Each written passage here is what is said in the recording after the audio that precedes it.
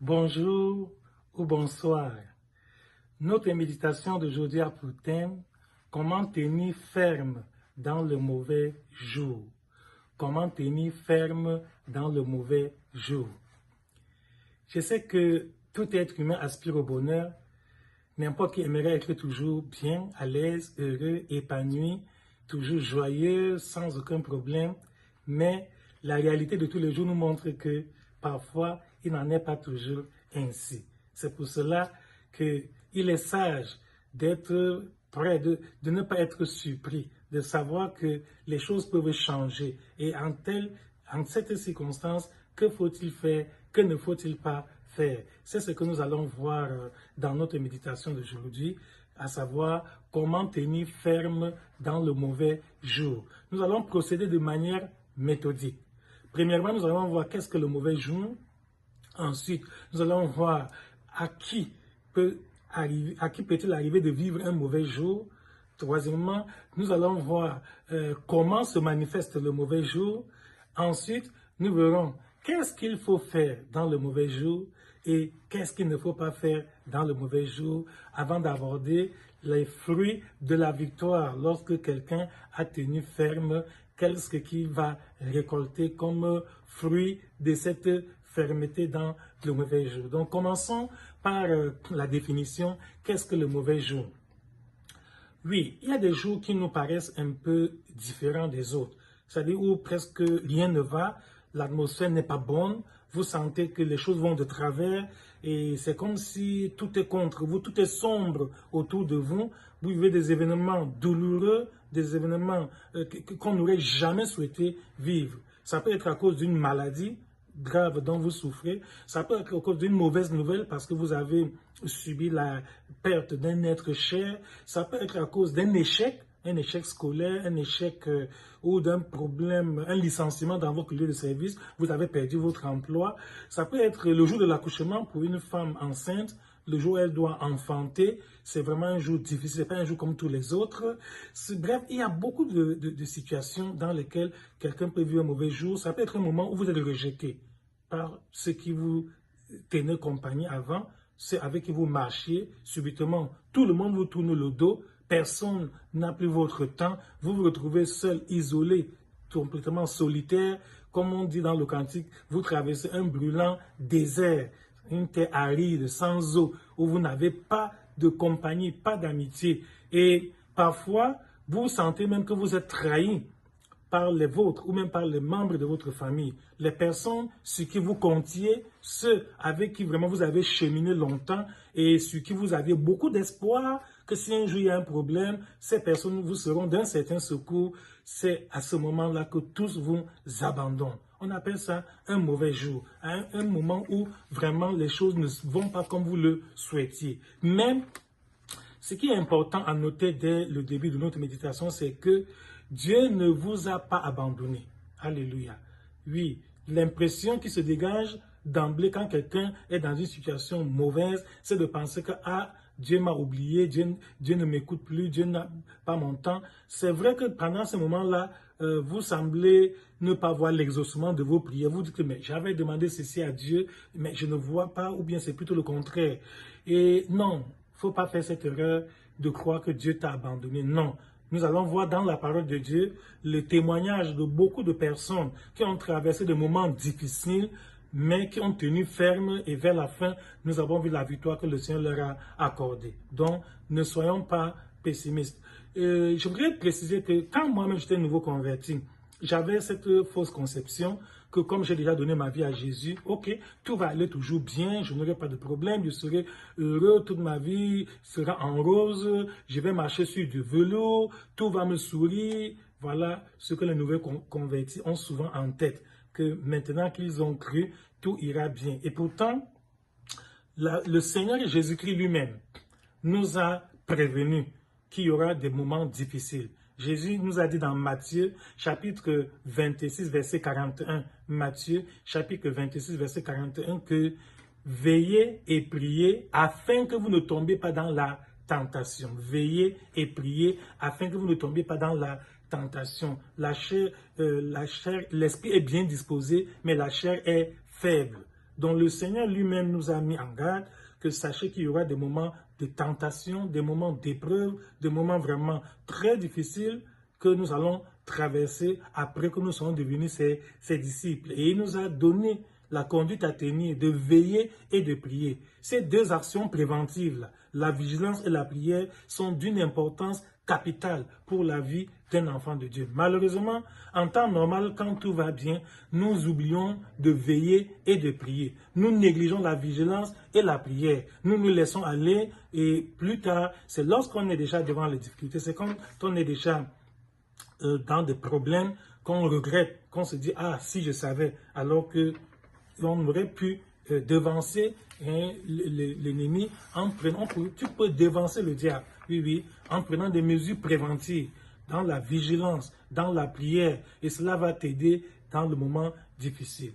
Alléluia. Cela m'amène à préciser que c'est dans les bons jours que l'on prépare les mauvais jours. C'est dans les bons jours que l'on prépare les mauvais jours. Je le répète, c'est dans les bons jours que l'on prépare les mauvais jours. C'est quand tu te portes bien que tu dois te préparer. Comment est-ce que je ferai lorsque la maladie viendra? C'est lorsque tu es en paix que Dieu va te demander que comment est-ce que je ferai dans les jours de trouble, les jours de guerre, de tribulation, de persécution. Parce que le Seigneur nous a dit dans Jean, chapitre 16, verset 33, que vous aurez des tribulations dans le monde, mais prenez courage car j'ai vaincu le monde. Donc ce n'est pas une surprise. Jésus n'est pas surpris quand nous sommes dans les tribulations. Il nous avait déjà annoncé que nous aurons des tribulations dans ce monde. C'est au ciel, quand nous serons au paradis près de Dieu, qu'il n'y aura plus de tribulations. Tout sera paix et félicité. Il n'y aura plus de problème. Nous ne serons plus contrariés. Mais tant que nous sommes encore sur cette terre, il arrivera des moments où vraiment rien ne nous réussit. Tu crois que Dieu t'a abandonné, les mauvaises pensées fusent de toutes parts et même les gens qui te sont proches vraiment te tournent le dos, tu ne sais plus comment faire. Or, il faut donc se préparer pour le mauvais jour. Il faut se préparer pour le mauvais jour. En dehors du Seigneur Jésus qui nous a prévenus, que nous aurons de mauvais jours, nous a dit comment nous préparer par les deux armes préventives, à savoir la vigilance et la prière. L'apôtre Paul, dans 1 Corinthiens, chapitre 10, verset 13, 1 Corinthiens, chapitre 10, verset 12, plutôt, l'apôtre Paul dit « Ainsi donc, que celui qui est debout prenne garde de tomber. » Ainsi donc, que celui qui est debout prenne garde de tomber. Oui, maintenant tu es debout, tu vas bien. Ta marche avec Dieu est florissante. Ta persévérance, vraiment, il n'y a pas de problème. Tout te sourit, tout réussit. Mais, bien que je ne sois pas un prophète de malheur, j'ai le devoir, j'ai la responsabilité de te sensibiliser, de t'avertir que mon frère et ma soeur commencent déjà à te préparer. Parce que si cela n'était pas encore arrivé, un jour, ça arrivera. Oui. Tout enfant de Dieu qui n'a pas encore vécu un mauvais jour doit s'y préparer. Et même ceux qui l'ont vécu, ça peut encore se reproduire. Ça peut arriver 2, 3 fois selon la volonté de Dieu. Donc, prépare-toi dès maintenant. Pourquoi? Parce que on ne sait jamais ce qui peut arriver d'un moment à l'autre. Mais comme je l'ai dit, tu n'es pas seul. Alléluia. Même dans les moments de tempête, les moments vraiment de détresse, ne te décourage pas, ne désespère pas, ne fais pas vraiment, ne panique pas. Sache que Dieu est avec toi. Même si tu ne le vois pas physiquement, même si tu te demandes pourquoi tes prières ne sont pas encore exaucées, le Seigneur va agir au temps convenable. Dieu prendra soin de toi. Dans le livre d'Ecclésiaste, chapitre 3, à partir du premier verset jusqu'au verset 8, la Bible nous dit qu'il y a un temps pour chaque chose. Un temps pour toute chose sous les cieux. Il y a un temps pour naître, un temps pour mourir, un temps pour rire, un temps pour pleurer, un temps pour embrasser, un temps pour se donner des embrassements, etc. Donc, les choses sont comme ainsi faites. Et pour être réaliste, il ne faut pas te faire des illusions en croyant que jamais tu ne traverseras de moments difficiles. Et dans le livre d'Éphésiens, chapitre 6, du verset 10 au verset 20, le livre d'Éphésiens, chapitre 6, verset 20, l'apôtre Paul nous dit que nous devons nous revêtir de toutes les armes de Dieu pour pouvoir tenir ferme contre les ruses du diable et tenir ferme après avoir tout surmonté. Oui, nous devons nous revêtir des armes spirituelles. Un enfant de Dieu doit, en temps normal, dans les bons jours, quand tout va bien, quand tu n'as aucun problème, c'est à ce moment que tu dois t'appliquer à revêtir toute l'armure spirituelle du chrétien afin de pouvoir tenir ferme dans le mauvais jour. Sinon, si tu es négligent, si tu ne veilles pas, tu ne pries pas, tu ne te sanctifies pas, tu ne vis pas dans la justice, tu ne marches pas dans la vérité, et que le mauvais jour survienne, ce sera très difficile pour toi de t'en sortir. Donc c'est maintenant que tu dois te préparer pour ces moments de crise, ces moments vraiment difficiles où tu sens que tout est contre toi et que même les nouvelles ne sont pas bonnes. Ah oui, même quelqu'un qui te rencontre, tu t'attends toujours à recevoir des choses négatives. Même quand ton téléphone sonne, tu trembles parce que tu te dis, ah, qu'est-ce qu'on va encore m'annoncer maintenant là? Parce que quand le téléphone sonne ces jours-ci, ce n'est que pour m'annoncer des choses négatives, des mauvaises nouvelles. Ceci dit, j'aimerais aussi donner une précision sur la durée du mauvais jour. Alléluia. Le mauvais jour a une durée variable selon les personnes. Le mauvais jour peut avoir une durée de 24 heures. Le mauvais jour peut durer une semaine. Le mauvais jour peut durer un mois.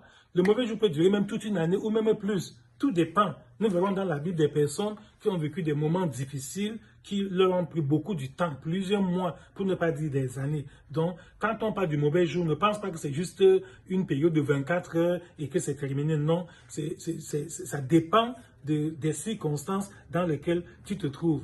À ce moment, tu jeûnes, tu ne vois rien, tu pries, tu prends des moments de retraite, tu cries, tu essayes, tu demandes même du secours, de l'aide à gauche et à droite. Vraiment, rien ne vient. Tu traverses un temps de sécheresse, sécheresse spirituelle, sécheresse matérielle.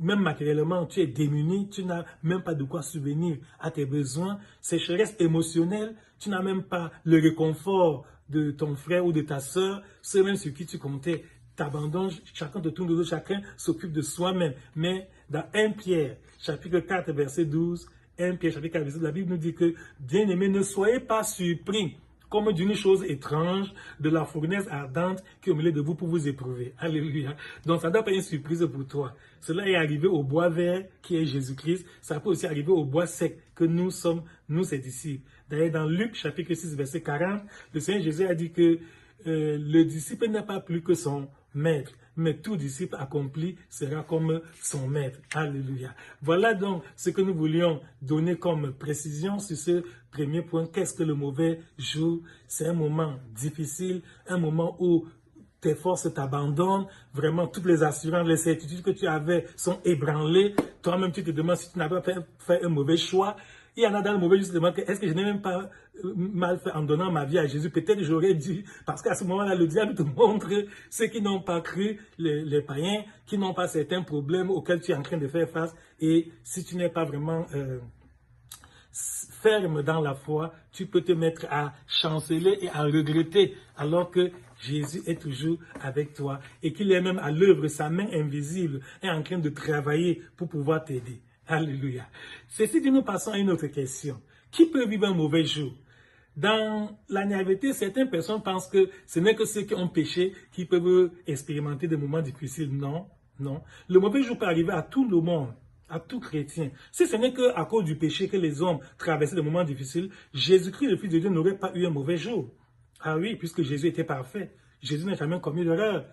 Tu vois, donc, ce n'est pas parce que tu as péché, forcément, que les temps difficiles peuvent t'arriver. C'est normal, c'est le processus de transformation. C'est-à-dire Dieu est en train de te mouler. Il est le divin potier. Il est en train de te façonner pour que tu aies la forme qu'il désire afin que tu puisses accomplir la mission pour laquelle il t'a envoyé sur la terre. Donc, pour que tu deviennes vraiment un vase d'honneur, on passe l'argile dans beaucoup de transformations. Donc, sache que la parole de Dieu dit que tout enfant de Dieu peut traverser des moments difficiles. Même si tu es sanctifié, c'est un chemin d'obligation. Alléluia. Le mauvais jour est un chemin d'obligation pour tout enfant de Dieu. Si tu n'as pas encore vécu ça, prépare-toi. Attends-toi à ça. Un jour, ton tour arrivera et toi aussi, tu expérimenteras des moments difficiles. Mais si tu t'es préparé à l'avance, comme nous avons dit qu'il faut se préparer au mauvais jour, cela ne va pas t'ébranler, cela ne va pas te détruire. L'adversité sera plutôt une opportunité pour toi pour grandir spirituellement, pour avoir une plus grande maturité dans ta relation personnelle avec Dieu. Donc, toute personne peut traverser le mauvais jour. Il y a un adage qui dit que tout ce qui brille n'est pas or. Et c'est vrai. Je vois quand vous voyez des choses qui brillent, vous pouvez les confondre. Mais à quoi reconnaît-on l'or pur? C'est lorsqu'on passe l'or par le feu. Après que l'or soit passé par le feu, on reconnaît donc le vrai or, l'or pur. Alors qu'avant le feu, c'est normal. Vous voyez, en temps de joie, tout le monde se dit chrétien. Hein? Chacun dit, moi, je suis né de nouveau, j'ai donné ma vie à Jésus, je ne compte que sur le Seigneur, Dieu est le premier dans ma vie. Quand tout va bien, les gens sont très prompts à faire de telles confessions et de très belles déclarations. Mais comme je l'ai dit, c'est à travers le feu qu'on connaît le vrai or. Oui, ce n'est pas dans le bon jour, le jour de joie qu'on connaît le vrai chrétien. Non. Les jours de joie, tout le monde se dit chrétien. Mais c'est quand ça ne va pas, quand tu es dans la souffrance, quand tu traverses le brûlant désert, quand tu es dans l'adversité, quand vraiment tout est négatif, tout est contre toi. Ah, c'est là qu'on doit voir les gens qui vont continuer à dire, oui, j'ai donné ma vie à Dieu, je compte sur Jésus, je n'ai que le chemin du ciel devant moi. C'est dans les temps difficiles qu'on reconnaît un vrai chrétien. Ce n'est pas dans les jours de joie où tout va bien. L'apôtre Paul a été victime de ça. Dans 2 Corinthiens chapitre 7, verset 5, Paul dit qu'il était accablé de difficultés, lutte au dehors, crainte au dedans. Ce grand serviteur de Dieu que nous admirons pour les prouesses et les exploits qu'il a accomplis dans l'œuvre de Dieu dit qu'il a été à un point où il désespérait même de conserver la vie. Ah oui, le mauvais jour était tellement accentué pour Paul qu'il ne savait même plus s'il allait survivre. Et il dit qu'il était accablé, lutte au dehors, c'est-à-dire qu'à l'égard des païens, ceux qui ne connaissent pas Dieu, il avait beaucoup d'opposition, et même au dedans, crainte au dedans, parce que même parmi les enfants de Dieu, Paul avait beaucoup d'attaques, Paul avait beaucoup d'opposants. Il est arrivé que même les Corinthiens à qui Paul avait prêché l'évangile, on lui a demandé des lettres de recommandation. Ils ont même douté qu'il soit serviteur. Il leur a dit, mes frères, tout le monde peut douter que je sois apôtre, sauf vous, parce que vous êtes le fruit de mon apostolat. C'est moi qui vous ai annoncé l'évangile, c'est moi qui vous ai amené dans le Seigneur. Comment aujourd'hui vous remettez en cause ma question, mon identité même de serviteur de Dieu? C'est ça, dans le mauvais jour. Même ceux qui devaient normalement te soutenir, te fortifier, t'encourager, te porter secours. Au contraire, ce sont eux qui sont les premiers à t'accuser, les premiers à t'abandonner, à te dénigrer, à te calomnier, à t'insulter, etc., etc. Donc le mauvais jour peut arriver à n'importe qui. Même entre des époux, dans un foyer, après la lune de miel, après la célébration de votre mariage, on ne sait jamais. Un jour, il y aura des moments difficiles d'incompréhension entre ton épouse et toi, entre ton époux et toi. Ça peut arriver, même entre deux amis, deux compagnons de prière. Il peut arriver des moments difficiles où vous ne vous comprenez pas. Et vraiment, si vous n'êtes pas sage, vous allez vous séparer. Alors que le Paul dit dans Philippiens, chapitre 4, verset 15, que au point où nous sommes parvenus, marchons d'un même pas. Quel que soit ce qui arrive, nous ne nous séparons pas. Parce que quand on se sépare, pour se retrouver après, c'est difficile. Donc, il est temps pour chacun de nous d'être prêt à affronter les moments difficiles, sachant que les hommes qui nous entourent, qu'ils soient ceux du dehors ou ceux du dedans, n'ont pas toujours de très bonnes intentions envers nous. Oui, il y a des gens qui ont des frigos dans leur cœur. Oui, les gens ont des frigos dans le cœur où ils gardent des mauvais souvenirs, où ils gardent des rancunes, où ils mettent de la vengeance. Il y a des gens qui ont beaucoup de ressentiments. Même quand tu prospères, quand tu réussis, ne crois pas que ça plaît à tout le monde. Non, ton succès ne cause pas la joie à tout le monde. Certains sont même tristes de te voir heureux. Et le jour où donc ça ne va pas, ils vont extérioriser ces rancunes, ces vengeances qu'ils gardaient parce qu'ils t'attendaient au tournant. Et ils ruminaient les règlements de compte depuis longtemps. Et tu vas avoir des retournements de veste. Certains qui étaient même tes amis les plus proches vont changer de camp et se retrouver dans un autre camp vraiment auquel toi-même tu ne pouvais pas t'attendre. C'est ça. Cela est arrivé à Jésus. Hein? Judas qui était avec lui tous les jours, qui gardait même la bourse, l'un de ses 12 apôtres, c'est lui qui allait livrer Jésus pour 30 pièces d'argent. Donc même toi, il y aura des gens sur qui tu comptais beaucoup qui vont te trahir, comme Judas a trahi Jésus. Qui vont aller te vendre, qui vont aller te dénigrer, te calomnier, parce qu'ils cherchaient la place, parce qu'ils veulent être acceptés. Pierre, qui était l'un des apôtres, à qui Jésus a même donné la grande responsabilité de conduire ses frères, Pierre a renié Jésus 3 fois. Ah oui, même toi, attends-toi à ce que cela t'arrive aussi un jour, que quelqu'un avec qui vraiment tu as beaucoup investi ta vie, sur qui tu as consenti beaucoup de sacrifices, quelqu'un vraiment sur qui tu disais que tout le monde peut t'abandonner, sauf celui-là, tu auras aussi ton Pierre. Ah oui, Jésus a eu son Pierre qu'il a régné 3 fois. Toi aussi tu auras ton Pierre qui, malgré tout le long chemin que tu as parcouru avec lui, malgré tout ce que tu as fait pour lui, il va dire devant les gens, je ne le connais pas. Pierre a dit, je ne sais même pas de qui vous parlez. Et la Bible dit que Pierre a même juré qu'il ne connaît pas, il a même fait des imprécations. Oui, parce qu'il ne voulait pas être isolé. Il voulait aussi avoir sa place. Et il ne voulait pas qu'on le chasse, il ne voulait pas qu'on le persécute. C'est comme ça, même toi. Tu auras aussi des gens qui vont t'abandonner parce qu'ils craignent la persécution. Et tout est mal interprété dans le mauvais jour. Tout ce que tu fais, on interprète mal. Quand tu ris, on dit, ah, vous voyez, il rit. Quand tu pleures, on dit, oh, il est en train de pleurer. Quand tu t'habilles bien, on dit, ah, vous voyez, il ne sait même pas qu'il est en difficulté. Tu vois comment il porte de bonnes tenues. Et quand tu t'habilles négligemment, les gens disent, oh, oh, regardez, ça prouve que Dieu l'a abandonné. Où sont les beaux habits qu'il avait, il ne porte plus. Parce que justement, ça ne va pas. Donc, tout, tu te mets debout, les gens auront à dire. Tu t'assois, les gens auront à dire. Quoi que tu fasses dans le mauvais jour, ça va être mal interprété. Mais, comme je l'ai dit, pourquoi le mauvais jour? C'est parce que le Seigneur est en train de te mouler. Dieu est en train de te former. C'est une stratégie pour le Seigneur, pour t'amener à être le vase d'honneur dont il a besoin pour son service. Dieu est en train de te transformer. Donc, quand on parle, il y a un cantique que nous chantons en disant que quand tu passes par le feu, tu deviens riche en Dieu et tu peux goûter la gloire des cieux. Donc, en passant par le feu, ce n'est pas une mauvaise chose. Le feu des tribulations, le feu des épreuves, le feu des difficultés, cela va plutôt t'aider. Cela va plutôt te faire grandir et être encore plus utile dans les mains du Seigneur. Donc, sois sage, mon frère. Ne te décourage pas, ne désespère pas, ne panique pas. Dieu ne t'a pas abandonné. Tout est dualiste dans la nature est dualiste. Il y a le jour et la nuit, il y a l'homme, il y a la femme, il y a le bien, il y a le mal, il y a bref, la lumière et les ténèbres. Donc, si tu vis une certaine saison, attends-toi une autre saison. Il y aura des saisons agréables et des saisons moins agréables dans ta vie. Et comme je l'ai dit, ne te laisse pas tromper, ne te fais pas d'illusions. Tout homme est homme. L'homme est homme. Même s'il est chrétien, il est d'abord homme. Même s'il est serviteur de Dieu, il est homme. Même s'il est ministre de Dieu, il est homme. Même s'il est homme de Dieu, il est homme. L'homme est homme. C'est-à-dire, pourquoi je mets l'accent sur homme? L'homme n'est pas Dieu. Parce que l'homme est failli. Tout homme, aucun homme n'est parfait. Donc, quel que soit le degré de spiritualité qu'un homme a atteint, quels que soient les exploits qu'il a fait dans l'œuvre de Dieu, quelles que soient les réalisations que le Seigneur a utilisées pour accomplir, il demeure un homme. Il n'est pas devenu Dieu pour autant. Par conséquent, il peut te décevoir. Tout homme peut te décevoir.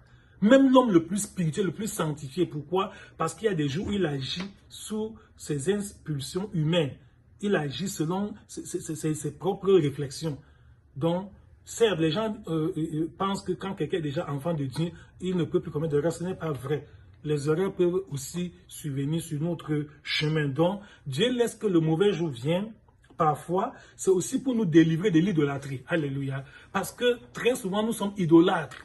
C'est-à-dire que la Bible dit dans Jérémie 17,5, maudit soit l'homme qui se confie dans l'homme, qui met son expérience en l'homme. Oui, très souvent, nous avons tellement confiance aux hommes, même quand les gens disent que oui, j'aime Jésus, c'est parce qu'il sait qu'il y a telle personne dans l'église sur qui il compte. Non, l'homme est homme et maudit soit l'homme qui se confie en l'homme. Quand Dieu voit que tu as trop mis ton cœur sur les hommes, tu as tellement mis ta confiance sur les hommes, Dieu laisse que les hommes là te déçoivent pour que tu ôtes ta confiance sur l'homme et que tu la places en Dieu. Comme il a dit en Jérémie 17 que béni soit l'homme qui se confie en l'Éternel. C'est ça, béni soit l'homme qui se confie en l'Éternel. Donc Dieu fait que tu sois abandonné de tous pour que tu saches que c'est lui seul qui compte. Ta vie dépend de Dieu. Ta vie ne dépend pas d'un être humain. Non, ta vie est entre les mains de Dieu. Un jour arrivera où toutes ces illusions vont tomber et tu verras que tu as été trop idolâtre. Tu as fait le culte de la personnalité en mettant trop ton cœur sur les hommes. Dieu veut que tu ôtes ton cœur sur les hommes, que tu les ramènes sur lui, parce que tout homme est faillible. Aucun homme n'est Dieu, quel qu'il soit. Même s'il a tous les 9 dons du Saint-Esprit, il est toujours homme. Il n'est pas devenu Dieu. Il n'est pas parfait. Il peut faire des erreurs. Il peut vraiment se tromper. Il peut agir avant de regretter après. Et parfois, par orgueil, il ne peut pas venir dire devant le public que ouais, je me suis trompé dans telle situation ou bien dans tel problème. Non, il va faire le dur. Il va, comme ça se fait souvent, il va rester tranquille. Il préfère me mourir que de reconnaître que ouais, j'avais pris une mauvaise décision. Je n'aurais pas dû agir ainsi. Comme tout le monde croit que l'homme est infaillible, ok, et que même nous les serviteurs, Nous avons fait croire aux chrétiens que nous sommes infaillibles et ce n'est pas bon. Nous devons reconnaître que ça a été une grave erreur de notre part de nous présenter devant les chrétiens toujours comme des gens qui n'ont aucune faute, aucune erreur, aucune infimité. Ce n'est pas vrai. Tout être humain est un homme. Nous ne sommes pas devenus des dieux, bien qu'étant baptisés du Saint-Esprit. Même si nous avons tous les 9 dons du Saint-Esprit, même si nous avons tous les 5 ministères, nous restons hommes. Aucun homme n'est Dieu. Par conséquent, Dieu laisse que le moment difficile vienne pour que nous puissions retourner, revenir à lui, avoir la pleine confiance en lui. Mon frère et ma soeur, le vœu de mon cœur et ma prière à Dieu, à cette étape de notre méditation, c'est que le Seigneur t'aide à tenir ferme dans le mauvais jour, que la grâce de Dieu te soutienne, que la parole de Dieu soit ton seul appui, que tu restes inébranlable, quels que soient les vents, les tempêtes que tu traverses, quelle que soit l'ampleur de l'adversité que tu es en train de vivre, sache que Dieu ne t'a pas abandonné. La parole de Dieu nous dit que si tu continues à aimer Dieu, toutes choses vont concourir à ton bien. Ça, c'est Romains 8, 28. Romains chapitre 8, verset 28 dit que toutes choses concourent bien de ceux qui aiment Dieu. Toutes choses, ça veut dire les bonnes choses concourent bien de ceux qui aiment Dieu. Même les mauvaises choses concourent bien de ceux qui aiment Dieu. Même la maladie concourt bien de ceux qui aiment Dieu. Même l'échec concourt bien de ceux qui aiment Dieu. Même la pauvreté, toutes choses, pas seulement les choses agréables, même les choses négatives, tout cela va concourir à ton bien, mais à condition que tu aimes Dieu. Je précise, toutes choses ne concourent pas au bien de tout le monde. Non. Toutes choses ne concourent pas au bien de n'importe qui. Non, toutes choses concourent au bien de ceux qui aiment Dieu. Que veut dire aimer Dieu? Jésus a dit dans Jean 14, 15 que si vous m'aimez, gardez mes commandements. Si vous m'aimez, gardez mes... Donc on sait que quelqu'un aime Dieu lorsqu'il garde le commandement de Dieu. Donc toutes choses concourent bien de ceux qui gardent le commandement de Dieu. Ceux qui se sanctifient, ceux qui continuent à faire la volonté de Dieu malgré les circonstances négatives qu'ils sont en train de traverser. Que le Seigneur te soutienne par cette parole, que la grâce de Dieu te localise et que la force te vienne du Saint-Esprit pour te rendre inébranlable, ferme, que les difficultés te trouvent debout et que ça te laisse debout. Alléluia. Que le mauvais jour te trouve debout et que ça te laisse debout. Que le mauvais jour n'enlève rien sur ta relation personnelle avec Dieu. Que le mauvais jour ne diminue rien sur ton zèle, sur ton enthousiasme, sur ton dévouement, sur vraiment ton degré d'engagement dans la cause de l'évangile. Que le mauvais jour te trouve avec Dieu et qu'il te laisse avec Dieu. Au nom de Jésus-Christ. Amen. Amen.